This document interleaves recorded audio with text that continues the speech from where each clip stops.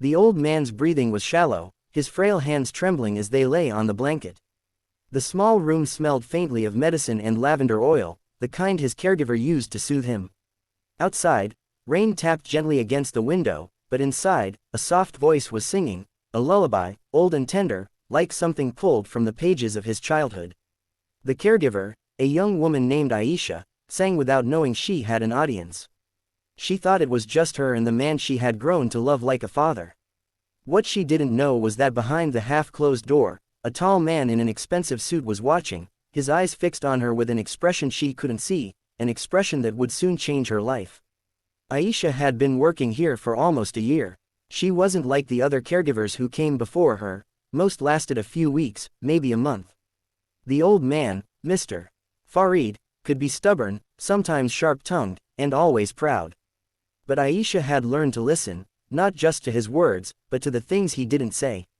She knew when his silence meant pain, and when it meant memories were pulling him away to another time.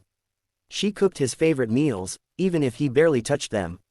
She read to him in the evenings, even if his eyes closed halfway through the first page. And sometimes, when his pain was too much, she sang.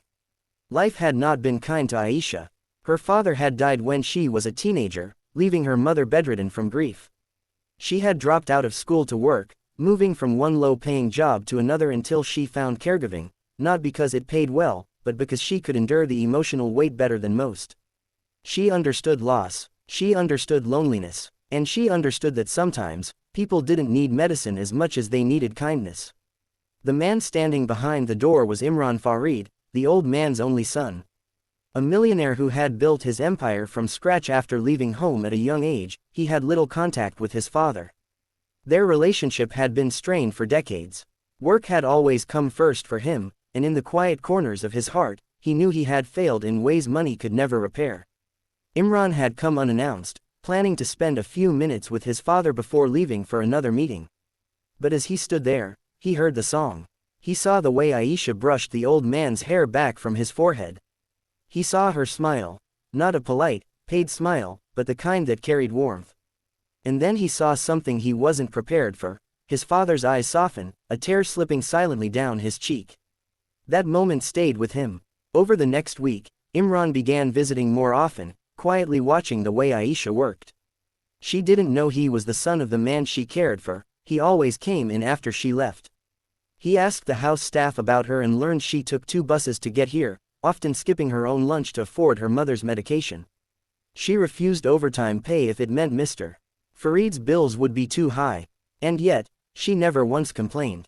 One evening, Imran finally met her properly. She was leaving when he walked in, and he introduced himself. She froze, instantly nervous. She had heard about him, the busy son who hardly visited. But to her surprise, he didn't act arrogant. He asked her questions, not about her work, but about her life. She answered honestly, not realizing he was studying her words, seeing something rare in her honesty and strength. Days turned into weeks, and Imran's visits became longer. He began talking to his father more, sometimes with Aisha present. The old man seemed to grow stronger, even laughing at moments. One rainy afternoon, as they all sat together, Mr. Farid looked at his son and said, "You know, she's given me more than medicine, she's given me back my dignity." That night, Imran couldn't sleep. His empire was worth millions, but what had it really bought him? A life of endless meetings, yes. A reputation for success, yes. But love, connection, those were things he had let slip away. And now, watching Aisha care for his father, he realized that sometimes the most valuable people were not the ones with the most power, but the ones with the biggest hearts. One morning, he called her into the study. She stood nervously, unsure why she had been summoned.